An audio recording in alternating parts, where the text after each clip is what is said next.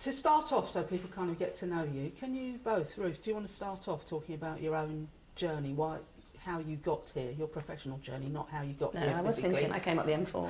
But yeah, apparently when I was 5, I told my parents I wanted to be a teacher, and I didn't look back. I suppose I'm absolutely fascinated with children. So I went to teacher training college. I trained as a first middle teacher because I was in Buckinghamshire at the time, and went into primary in Barnet. I have to say, I think I had no idea what to teach on the first day because I don't think we were ever told. And it was a time of no curriculum. There was no curriculum in 1978. And then I stayed at that school. Then I had 3 children, and I had 3 children so close together that I took 6 years out. And then we were talking about KS1 and KS2, so I had to go back and just have a refresher, really, because I had no idea what anybody was talking about. And then a very good head said to me when I went back, "What do you want to do?" And I went, "You're supposed to say you want to be the head, aren't you?" So I said, "Well, I probably actually would quite like to be a head teacher." And then what I decided to do was gain some experience in different local authorities so that when I became a head, I had something to draw on. So I went to Camden, and then I became a head in Hertfordshire, and I came back and was a head in Enfield. And then I decided to go for, there was a school improvement service in Enfield, wanted somebody who was interested in early years, to lead early years. And I'd been a nursery school head and and I'd had a children's centre. I thought, I'm significantly interested in that, to go for it. So I went to be the early years lead. And that's an amazing job, actually, because at that stage, early years was very much recognised. It was a time of going through strategies. I didn't like some things. I don't like data. I was appalled when we were asked about data for early years because I thought it had to be colour of children's eyes and things. I couldn't believe I had to talk about a 4-year-old as a data statistic. So, and then I decided to freelance. And in my freelancing, I met Anna. And Anna was my advanced skills teacher in Enfield. So I suppose that's how we started working together. But I'm fascinated by children. I think that's my thing. That's what's kept me going. And now I'm a grandma to Ophelia, who was born on the 23rd of August. So just so you know that bit. So just, pretty crucial. So I equally fascinated by young children. I was also very involved in the Woodcraft Folk, which is a children's organisation, and was actually running a group for 6-year-olds when I was only 13. And parents used to turn up and hand over their 6-year-olds to me, and I had to pretend that I was an adult. I then had a baby when I was at university, had a baby in the Christmas holidays, and went back with a 3-week-old baby. And then did childminding radical groups, and then went into teaching 28 years ago. Last December, I also for 10 years did fostering. I was a foster carer. If you think teaching is hard, then try fostering. It's another world, but taught me so much. But last December my daughter had a baby, so we're both grandmas, and so I took early retirement from school actually, and I now spend 1 week as a childminder, which I should be today. They're not impressed that I'm not there today. I said, no, I've got to do a favour for Helen. So I'll be going back there this evening to look after her, and alternate weeks I train. So, yeah, how lucky am I? And how do we know each other? Well. Your books, actually, when I had Greenfield Nursery School, we were talking about outdoors, and I was trying to find, I'm going to say like-minded people, ordinary people, no, Helen, we don't need sort of practical people. I invited you to come to Greenfield. And then I remember thinking when I got to know Anna, so that was Hertfordshire, so then a few years later I was working with Anna, and I thought you two needed to meet because you needed to see what she was doing outdoors, and the rest is history. Yes. And then on the day you visited me, you said you should write a book. Yeah. And so I did. Yes. So, Great. Okay, thanks very much. You changed my life completely. Thank you. The title of the conference is about sustaining change. So doing things which have an impact and are not short-termist. Can you share with us what you feel staff have to concentrate on to ensure change occurs and is embedded? To ensure change occurs? Well, it may be more about resisting change, actually. And for me, I always say to people people say to me, oh, I'm doing this for Ofsted, and I'm like, not a good enough reason. Or I'm doing it because the parents want it, not a good enough reason. I'm doing it because the head teacher wants it, not a good enough reason. It has to be, if someone says, but this is what is best for the children, this is working, this means they're happy and they're engaged, fine. And I think if you can say you're doing something because it benefits the children, it's very hard for anyone to come back and say, actually, no. So how do you do that, Anna? Just by being very stroppy, actually. And, Right. But doesn't that get up the nose of... Absolutely. But my mum was brilliant. I can't remember how many times I used to go home and say, they're asking me to do this, and she's saying, well, don't do it. And but I'm going to get in trouble. She said, they're not going to sack you. And she said that to me so many times, and I would go back in and say, actually, sorry, I can't do that. It's not right for the children. Can you give a for instance? For instance, 5 minutes before going into a governor's meeting once, a head teacher said to me, I just looked at the minutes and I said, it says on here you're going to start introducing guided reading in reception at Christmas. And he said, yeah. I said, well, I'll give you my notice now then. And he said, what do you mean? I said, well, I'm not doing it. And you've backed me into a corner. 5 minutes before you're going to announce this to the governors, you're telling me. And I'm not going to do it, so I'm not coming to the meeting and I will resign. And he backed down. So, and how do you kind of bottle you? I mean, what is it about you that other people can take away? I think I can answer that. I think what you have to remember is that early years is based on pioneers. So you've got to go back to Montessori, to Froebel, and look at people like that. And we've got currently Tina Bruce, I would say, is a pioneer, a living pioneer. And I think you've got to think, I mean, I often say, well, things haven't changed, children haven't changed. Children haven't changed, well, what's around them has a bit. But I think those principles of understanding how children learn best sit behind us as pioneers. And I think for those of you, in the audience really, think about what your principles are, what it is you think is best for the children, and hang on to them.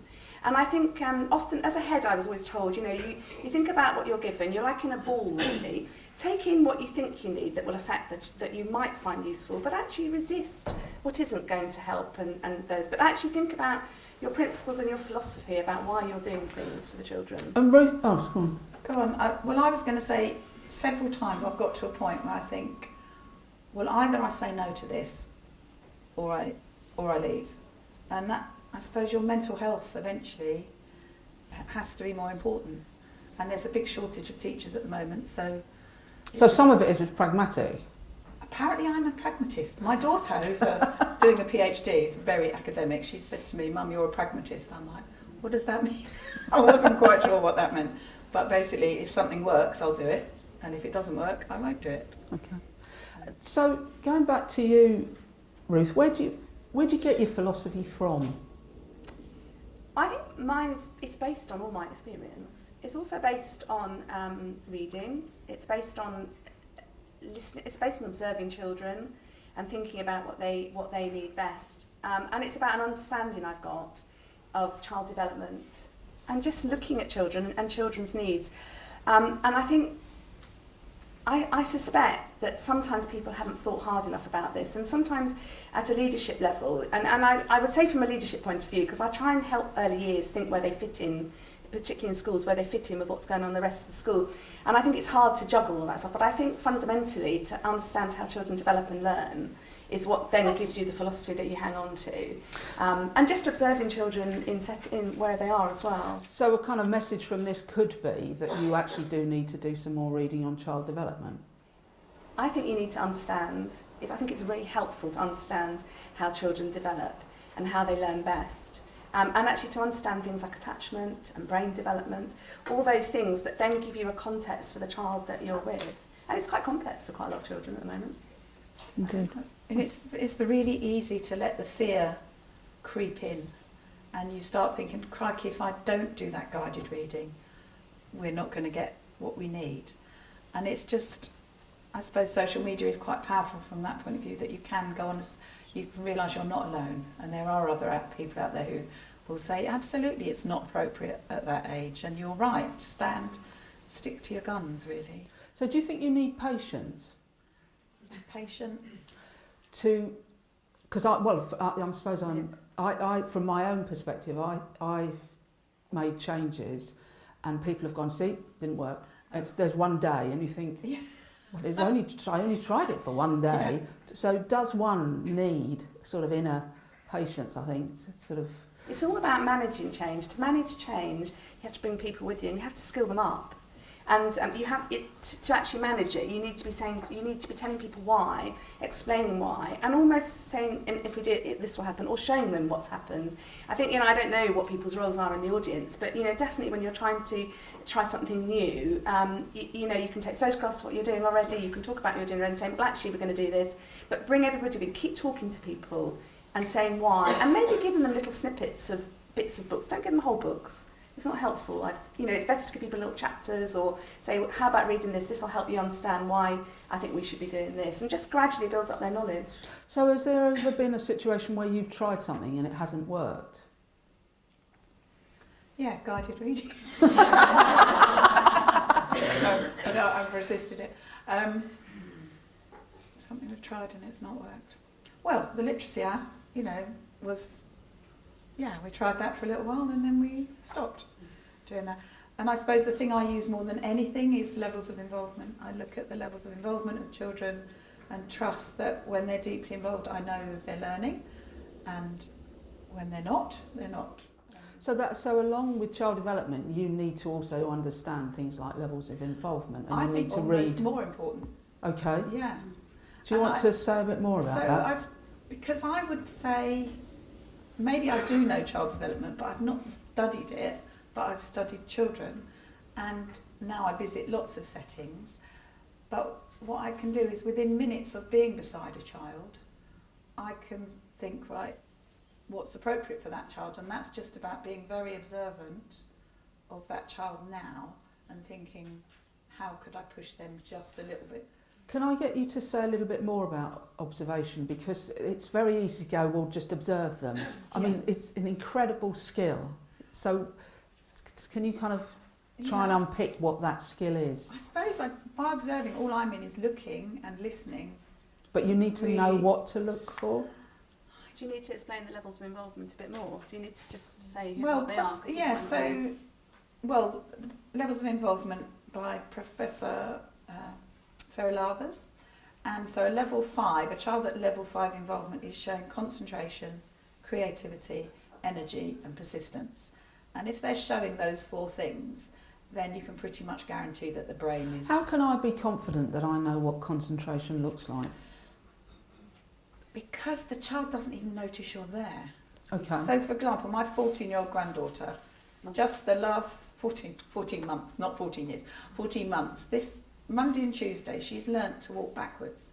Quite incredible. And she not only wants to walk backwards, she goes up to a wall, turns round, walks backwards, and then just gently bumps her head on the wall.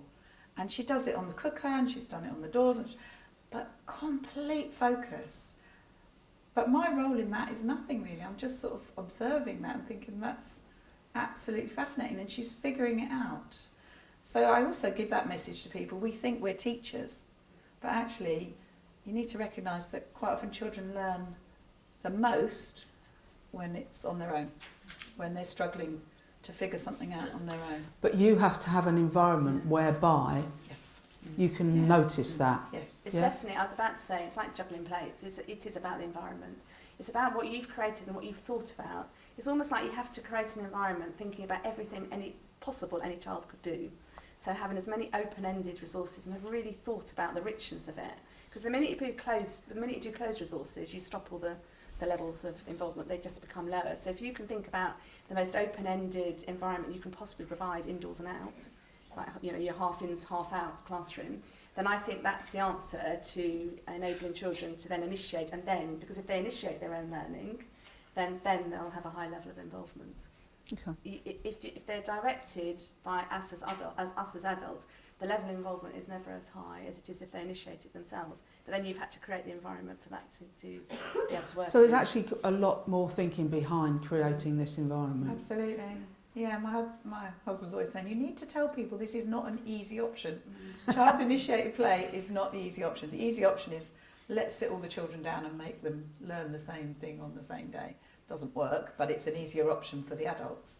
And so with the environment, Anna, did you find that you were constantly changing it? Or was it stable? Not anymore. I can go into settings and set up environments, and then they're left. They're quite often the same for years and years and years. Maintaining is tricky, but I don't think you need to keep changing them and enhancing them. But as an interest emerges with a child, if something needs to be added, I would do it with the children, rather than do it at the weekend when they're not there.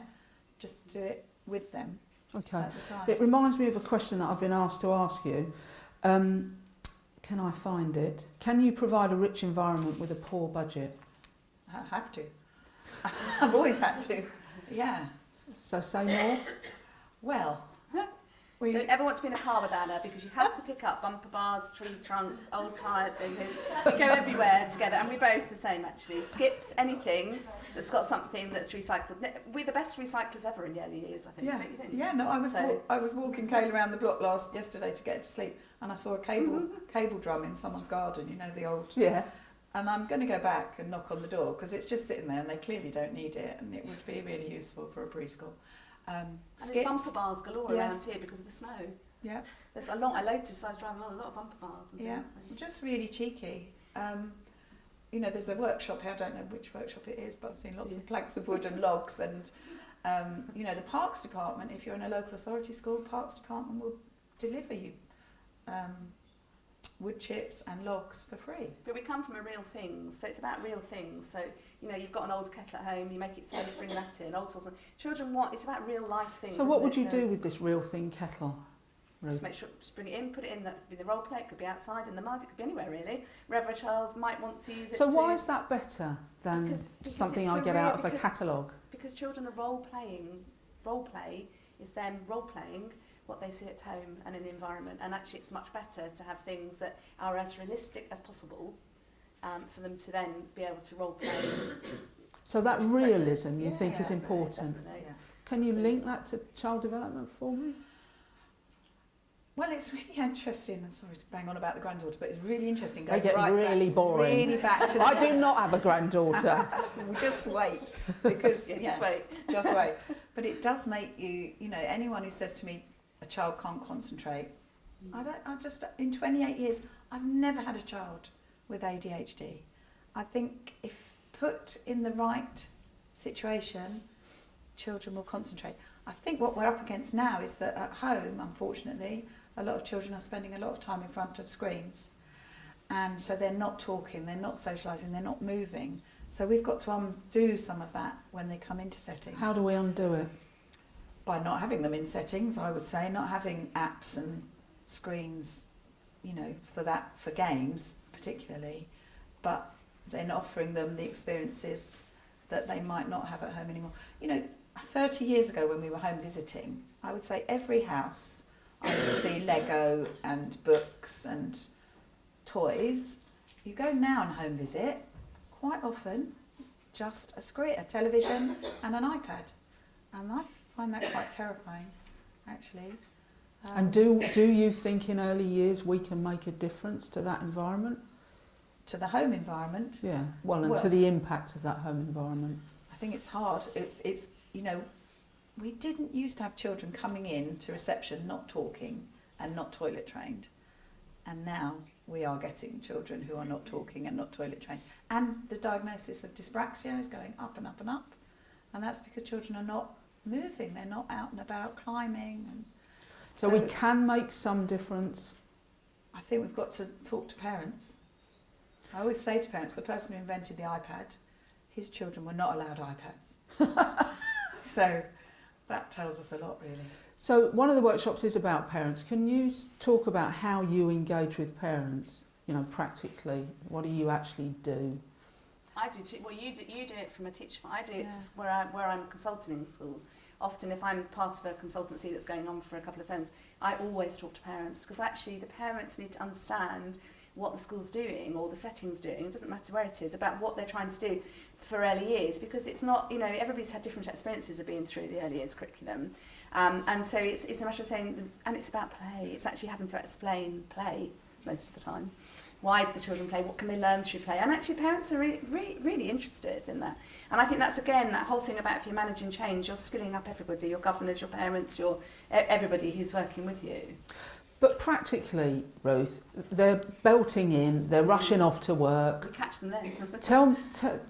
Tell us how you really do engage with parents in that situation. Well, I suppose I've never worked anywhere that many of the parents work. So, I like with the children, I try and build a relationship with the parents. That's the key for me. And once they trust me and are willing to listen, then... How do you learn to trust somebody? Well, finding a common, just as you would with a child, finding something that you like and building on that. And your consistency, the consistency of your approach. I think your consistency with people is another thing that builds trust, isn't it? What you mean, you're not a bad-tempered person on a Monday, but okay. Well, that whole thing though about the adult is very important, isn't it? How we present as adults to children and their families is really important, yeah. Because actually children read you, they read your body before they hear you. And I think quite a lot of parents, so actually how we present and how we are is really important. We have their most precious possession with us, don't we? You know, so I think how we are as practitioners across the board is really important. So it's quite important to get other people to watch you as you engage with parents, possibly. Definitely. Yeah. But even on a really quite intense, I'm just thinking about experiences where I've really turned parents around. And one, for example, was a child on the autistic spectrum, but quite severe and huge child, really, really big. And his mum, when he went home, he put his arms up and wanted to be carried home. And he was tall. So I said, you can't keep doing this. And she said, but he's going to scream. And I said, well, I'll come with you. Come on, I'll walk down the road with you. Because she wouldn't do it on her own. She couldn't bear that embarrassment of him crying. But we walked down the road with this child screaming behind us all the way to her house. And that was the last time she had to carry him home. But doing that... So it is really important not to have the door or the gate or the playground where the line is. Especially in early years. Okay. So if your head teacher is suggesting that you go with the school and everybody has to go to, the parents are at the line and, the children step over but the parents don't, how can you influence a head teacher like that? I think you talk about their age. I think you talk about how young they are. We talk about children in months old. So even in reception, they're 48 months old, which is a very small amount of time on this planet. And I think you just have to remind people who don't understand that that's the reason why we're doing things. And actually it's terribly traumatic for children to be on a line and the parent the other side. I couldn't think of anything worse. So I think it's actually just reminding people, and then you can do attachment with all sorts of things. Well-being, attachment. Well-being, the whole personal, social, emotional development, which underpins the whole of the early years curriculum. So to talk about that. Really. So talk a bit more about well-being. Well, I would say if a child is anxious, and mental health is a huge on the agenda at the moment, but if a child is anxious or stressed, they cannot engage, they cannot concentrate. Like us, if we've had a huge row, it's really hard to focus, and it's even more so for children. So if they're not settled, if they're not relaxed, if they're not happy, they cannot concentrate. And fostering taught me this. Those children are in a state of permanent anxiety, and therefore they cannot concentrate very well. But with any child, unless they've settled, then they can't concentrate. So we have to... And settling takes longer than people realise. It can take a long time for children to settle for whatever reason, context of their lives beforehand. But can't some children look like they're settled? How can you? So how do you tell? Levels of involvement. Yeah, you would say. So you go back to the levels of involvement, and but also children look like can be settled, and then a couple of weeks later they're not. They've done that. And they're just little children. They're dipping in and out of their developmental milestones. So I think you can't sit back and go, oh, that's it, I've settled all my children. Because something will happen, and then it'll blip. Can I push you a bit? So we've got the head teacher who thinks that yes, I know, Ruth. You've got the head teacher who thinks that children should go to assembly. Levels of involvement. So, no, it's really levels So of we're trying involvement. to help people in the audience. Levels of Well, involvement. we give out, whenever we train, we give people the 5 levels. And I heard Helen Bromley talk about 15 years ago, and she quoted a little boy who was 6, actually, year 1, and he said, "Sitting on the carpet, it wastes my life." And it stuck with me through my whole career. And I've used it all the time. I think, crikey, I'm wasting their life. And I use that a lot. Group time with 2-year-olds, not appropriate. Assembly for 4-year-olds, not appropriate. It's wasting their life. And any time. Yes, but the head teacher. So I'm just going to be link it to learning. Okay. So when it's a level 1 involvement, which is a child like this, we can say, look, their brain, they're not learning. When it's level 5, they're learning. When do we get the level 5 involvement? Child-initiated play. But there's another strand to this, because sometimes when people are in church schools, you maybe have to sort of have a little discussion with the diocesan boards about, is it okay if in reception or nursery the children think? It's this, it's just people understanding why you might do something different. They don't need to be in the assembly hall. And it's thinking that, but the levels of involvement, I have to say, I know we keep going on about it, but it's absolutely underpins everything we talk about. Yeah. But actually what's happened is when we've done training and we've had head teachers there, if they take away the levels of involvement, they're like, right, I've used those everywhere. They've gone back to their schools and gone through the whole age group and used levels of involvement and made decisions then like that. Oh, actually, yeah, you're right, that's not appropriate. So part of today, people could take away is that they have to be thinking that they are educating staff as well, and it could be they are educating the head, and that you have to give them stuff like the levels of involvement. And link it to Ofsted, because every time I've had an inspection, which I've had loads, I give those levels of involvement to the inspector, and I say, this is what we use. And every time they've read it, they've never seen it, quite interesting, but they always read it and they say, actually, this level 5, it matches our outstanding descriptors. So it's not like they're looking for anything different, so that's quite reassuring. But also use data as well. I mean, I think it's quite, I do think I don't know who in the audience who's from schools, but actually it's a really tough time sometimes for head teachers of primary schools at the moment.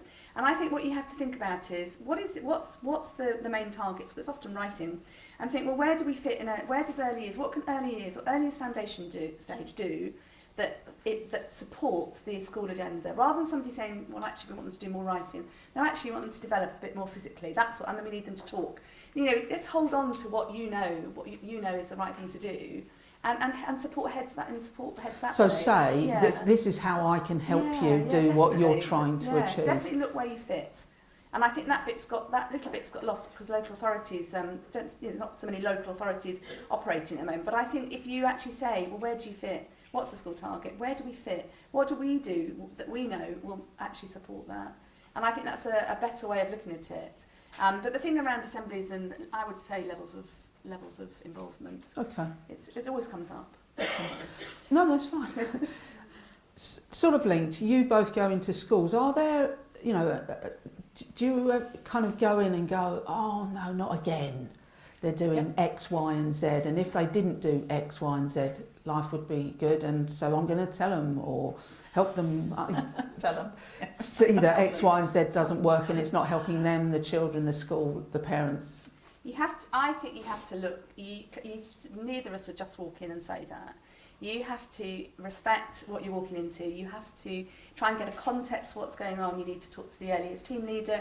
You need to spend time really observing, not just making a quick decision, and then standing back and thinking, right, let's unpick this a bit. What, and actually then look at the school agenda as well. I think you've got. So, are there any classics that you go? The classic is the top-down worrying about what maybe writing looks like and thinking that they should do more writing. I mean, that's a classic, isn't it? Yeah. Probably. The other classic, I think, is when, if they have a session which they are calling child-initiated play or continuous provision or free flow or whatever that is, the children are playing, but the adults are sitting doing a task and calling groups of children. And then what happens is, because the adults are occupied doing a task, the quality of the play in the rest of the room or the garden can deteriorate. Whereas if the adults are free to just be with the children, then they can spot problems, they can help children over bumps, they can... The quality of the play changes completely. And I always urge people, just try a day when you don't do the focused activities and just get involved and observe the play and see what you can do. And the other classic at the moment is adults with iPads or clipboards. And sorry, again, but I don't think I could teach with an iPad in my hands, not in early years.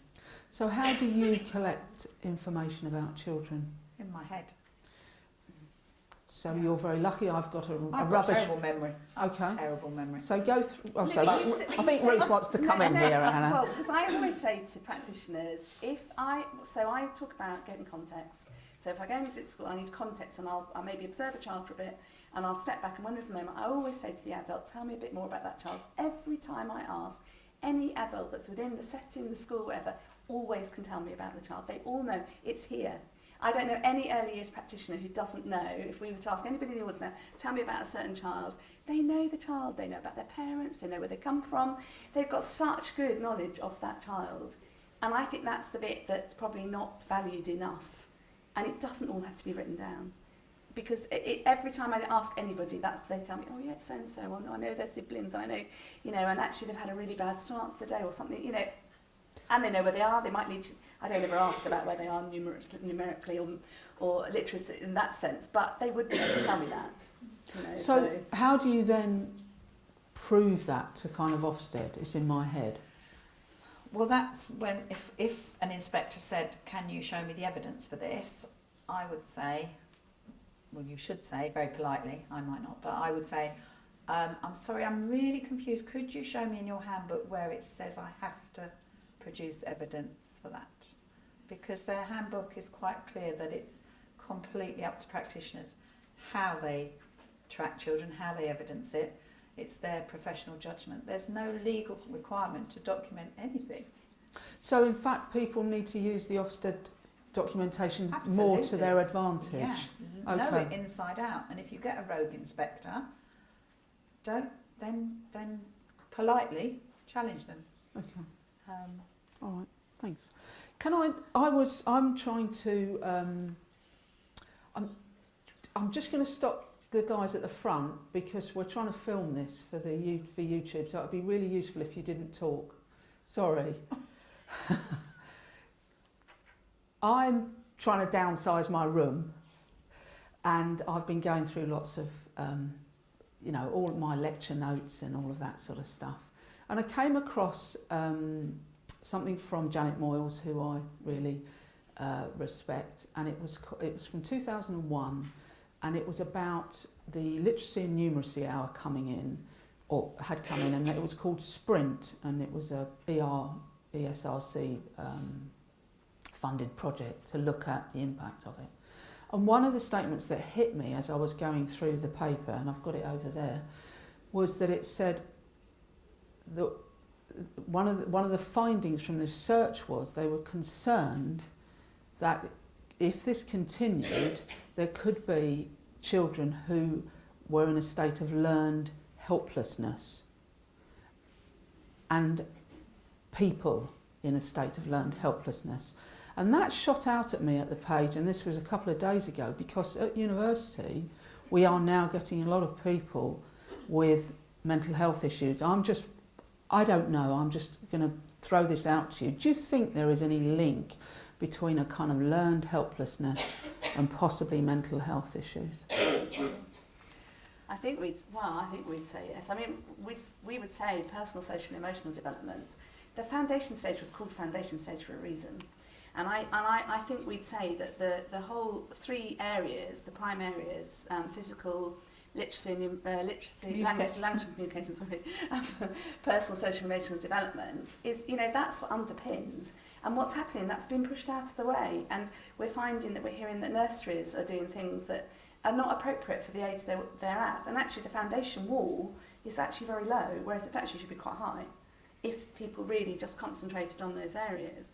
We seem to be, would you agree? Yeah, I don't know about the learned helplessness linking to mental health.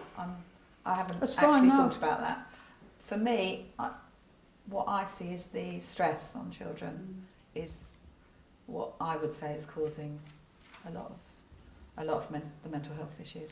So and I know friends, you know, well, I'm sure people in the audience with teenagers can't escape. You know, you used to be able to go home and shut your front door and then you could forget about everything until the next morning, but they can't. They've got their phone, they've got, you know, girls sending pictures to each other of their collarbone to show how prominent it is, and they can't escape from that at all. So the pressure on children from all sorts of, and it's going to start with baseline if that happens, you know, it's going to.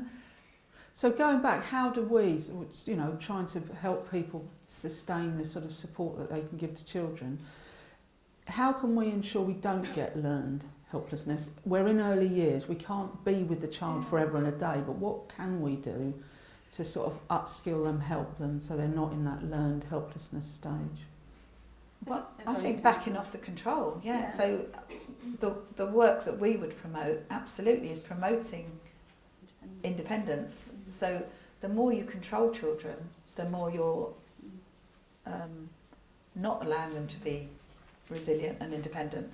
Whereas the more you back off and let them struggle and face problems and overcome them, the more you're building their independence. It was the whole thing of early years foundations was the independence. We say got knocked out a bit further up the school, but actually it's amazing what little children can do by themselves from a very early age. We have children in our 2 to 3 room who, or in fact our baby room, who recognise their photograph on their cup and walk over to it and drink it.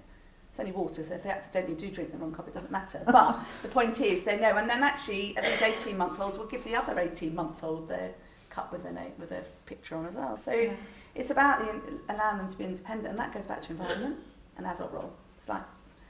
So say a little bit, so just link it up. Well, your environment has to be so the children can access it independently. And I think that's never changed, as far as I'm concerned. That's something we've always talked about in early years. That you have it so resourced that children know exactly where things go back, you know, it's labelled or it's shadowed or whatever, and children can independently choose their resources and independently put them back. Okay. All right, slightly possibly easier question. I wondered about some words that you would rather have banned from early years. So, for example, I'll give you one. I lose the plot when people say, oh yes, but they enjoy it. Yeah. And I think, yeah, great, children enjoy it. I always say they enjoy chocolate too. Yes, quite. Are there any other words that you feel that we shouldn't use within early years? We talk a lot about not using the word clever. Okay. Do not tell children they're clever. Interesting.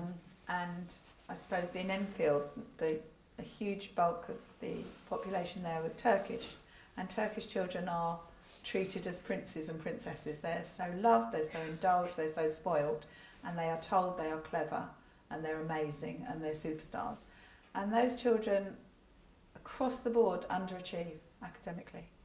And we link it with parents. We say to parents, you know, if you tell them they're clever, when they come across something that's a bit tricky, even subconsciously they're thinking, well, I'm clever and I can't do this, so obviously it's not for me. And that's the end of the story, really. Whereas children who've been told, wow, you tried hard, you didn't give up, that didn't work, but you tried it a different way, that child, when they come across something a bit tricky... So that would be a mantra you'd have within your setting and all the staff? Absolutely. Okay. So you get away from the good girl, good boy, good dog okay. scenario. Because I was just thinking of you saying what didn't work, like how I changed. Good boy, good girl. I was like, this sounds like we're training dogs here in my nursery school, because there was nothing that said why it was good.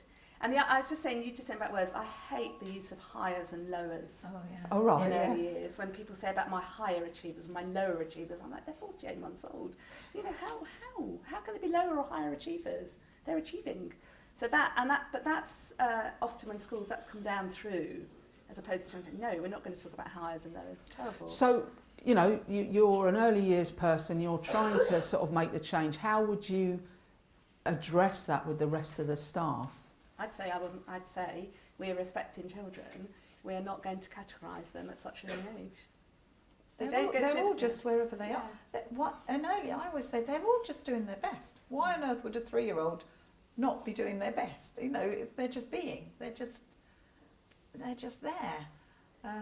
Okay, so as enjoy, clever, Yes, and the other Highs and lows. Highs and lowers. and intervention groups. Right, okay. So tell me about an intervention group. You don't know anything about any, do you? Oh. particularly? Well, yes. No, it does. We see timetables with intervention groups on. Yeah. Okay. And we think early years foundation days is the intervention. Okay. And early years practice Yeah. is the But So say a bit more. So say someone brings in, it's usually in a box, nice box. You can do this 10-minute intervention. It's just 10 minutes a day. It's always just 10 minutes a day, isn't it? You know, do this every day. That will sort out their speech and language. So, and then people do it. So they'll do this. Take the child out into a little room, maybe with a couple of friends, do the 10-minute intervention, and then at the end of a 10-week block, they'll say, look, they've improved. And I'll say, oh, and you can categorically say it was because of that rather than the other 5 hours and 50 minutes every day that they were actually in provision. And it's just nonsense. Some people are making a lot of money selling a lot of faddy. Well, it's interesting because what that reminds me of is in the 70s there were intervention groups to try and improve the immigrant population that was coming in. You probably remember this. To improve their language. Yeah. And Oh, can remember the... Still going on, Helen. It has. I remember the orange in the box, and it was plastic, and you used to have to take the orange out and go, this is orange, is round, and you put it on the... And everybody had to chant this. Yes. Do you think that stopped? Clearly not. I saw a Senko, a local authority Senko advisor, doing that, exactly that, with 2-year-olds the other day. And she'd taken them out of provision into a little room where they were not comfortable and was trying to get, and saying this is what the staff need to be doing. I think what underlies it is so if you have a speech and language therapist come in, get them to talk to whole staff so that all the staff know, so what is it we're trying to get with this child, rather than saying that's an intervention, but let whole staff have a little bit of training from the speech and language therapist, and just so everybody's aware of, well, actually, how do you move a child's language? And well, actually, it's within play is the best way, and just get that, because otherwise what happens is, these, you know, in fairness to therapists, they're told that the money's attached, we've got to give an intervention, but actually if you train all staff, then the intervention that you could use Makaton. You know, there are things that can be done that whole staff could do that moves a child on language. It's always about language, often about language at the moment, isn't it? Mm. Okay, I'm going to just go back to this thing called play. So, explain it. Why do we do it? There's books and play? research. So what is play? So, for example, I was in a setting recently and they introduced woodwork, which is one of my big things. And one little girl chose, sorry about my hand, piece of wood, about 3-inch square log, really, and decided she was going to saw through that. So she put it in the vise and she started sawing. And after about half an hour, she'd done about that much. So she took it out, put it somewhere safe. And I wasn't there every day, but she apparently went back for 3 weeks every day and did a little bit more. And at the end of the 3 weeks, she sawed through it. She didn't do anything with it. Now, to me, that's play. But I don't... So it's how do you define play? And for me, it's anything that delivers that level of involvement. That So then you go back to the involvement scales. Yeah. And back to open-ended resources. Yeah. Is a child What's the cooking? Is So that play? Yes. Is play something you learn, or is it a vehicle for learning? Both, I would. Possibly both. It's the playful... this is a huge debate, Helen. That's like another hour.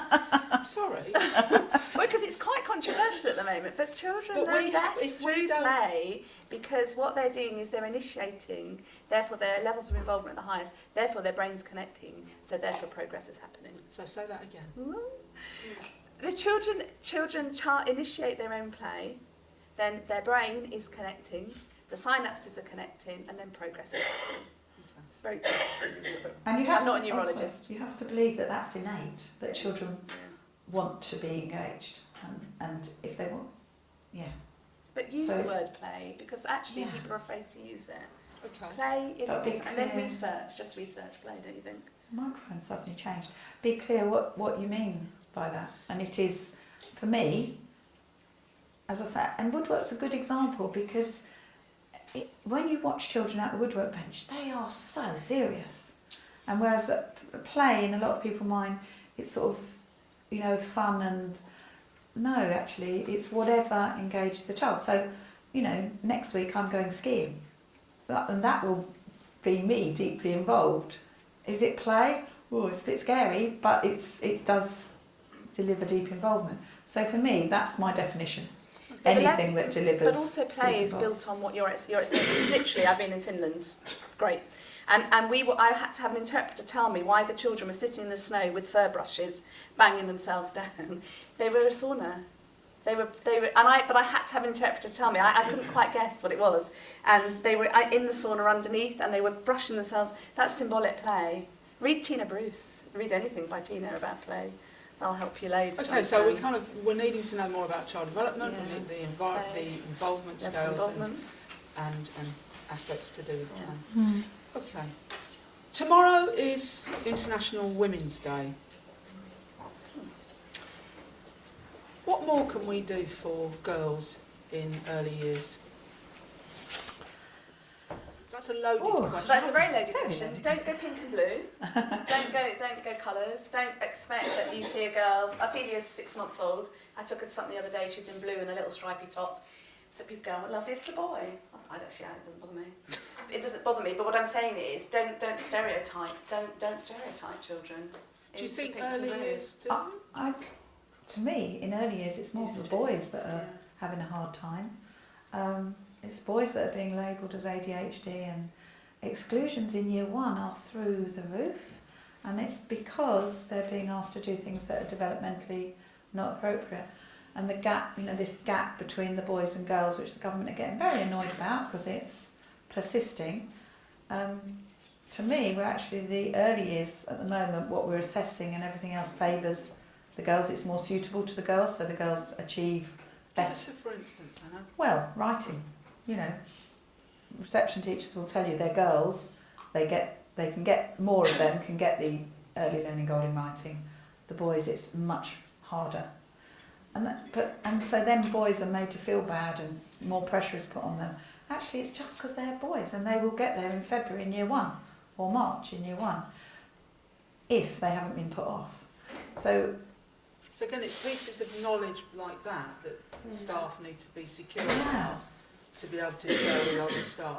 And resisting, if you're given a target. Oh, targets again. Yeah, another thing. Another one. Targets for attainment.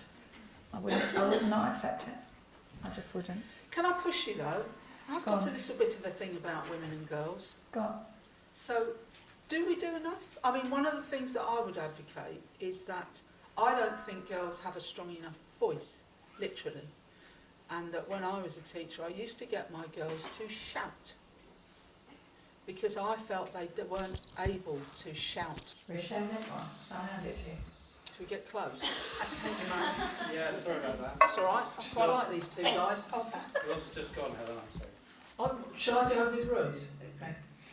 Yeah, get close. Thank you. Actually, I'm stuck. All right, I'll have yours. No, I'm ready. So I'm going to... Is anything happening, Chris? Getting there. Okay. Shall I just shout? No, We've all got loud voices. Right, we've all got loud voices. Teacher voice, yeah. Teacher voice. Do you want me to stay with my teacher voice or normal voice? No, I think we're all right. Okay. So I'm going to push you a little bit. I do get aerated about the fact that we do go on about boys' needs. And I want to push you a little bit about, are we forgetting about girls? Well, so I And you think in society, yeah. if I can, talk about society and the way, I went through the 60s and 70s and I fought for women's rights, and I'm not sure we haven't gone backwards quite a lot. So, what more can we do, I think, to strengthen girls' self? Well, if we're talking about early years, though, Yes. To be honest, I don't think it's a huge issue. I do worry more about boys, and not that they're not achieving, because we're asked to do training about boys and we won't do it. Because I believe good practice, if you treat every child as a unique individual and do the absolute best for each child. To me, it doesn't matter whether they're on the spectrum or they're a girl or they're a boy or they don't speak English. Whatever it is, you just look at that individual child and what's right for that child today.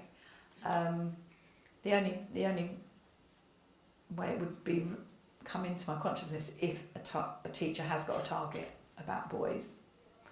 So, but in terms of girls, I would, well, yeah, I do make sure they have access to everything, but I wouldn't push it, I don't think. Ruth, do you want to say anything?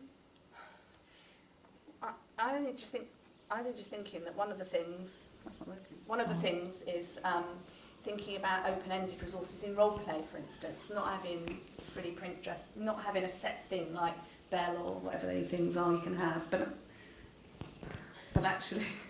actually having just material and things like that so they can be made into things that they want it. I think we've got to look at what we're providing.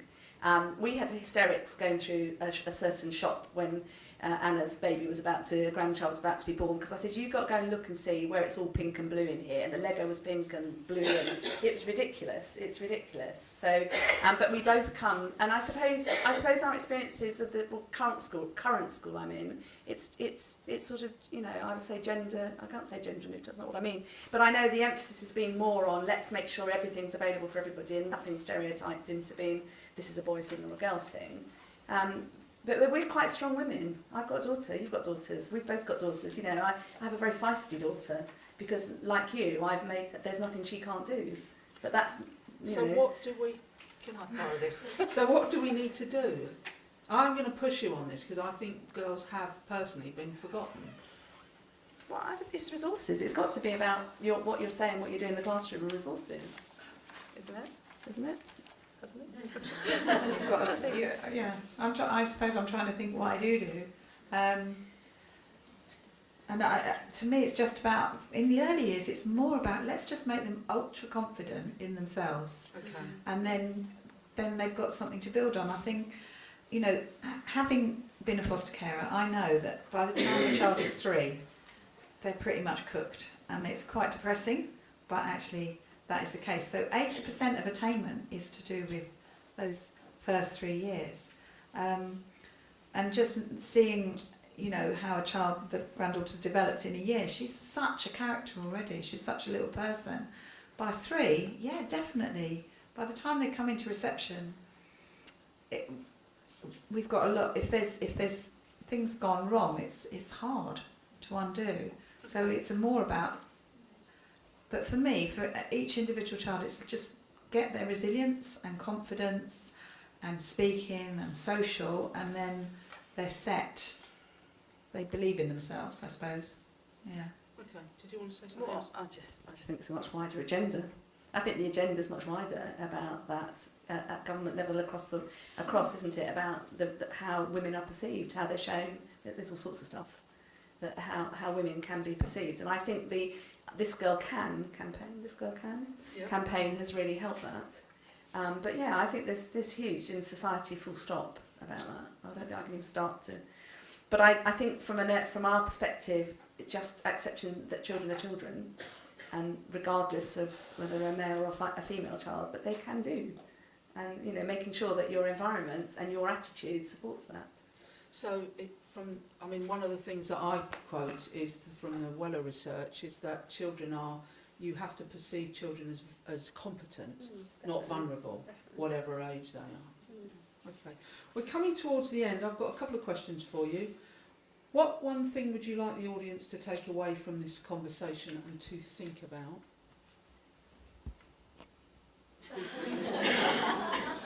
Try sticking to one. Okay, I would say if you haven't used levels of involvement a lot, go and look at them, and then in everything that you're doing with children, make sure you're not wasting their life.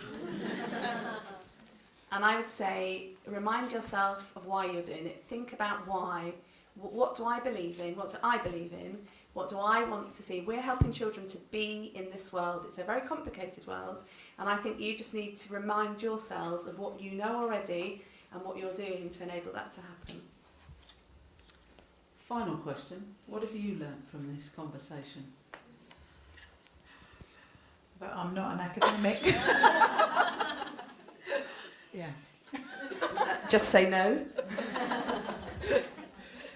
Okay, I'd just like to thank Anna and Ruth for this in conversation. I think we know how to show our appreciation.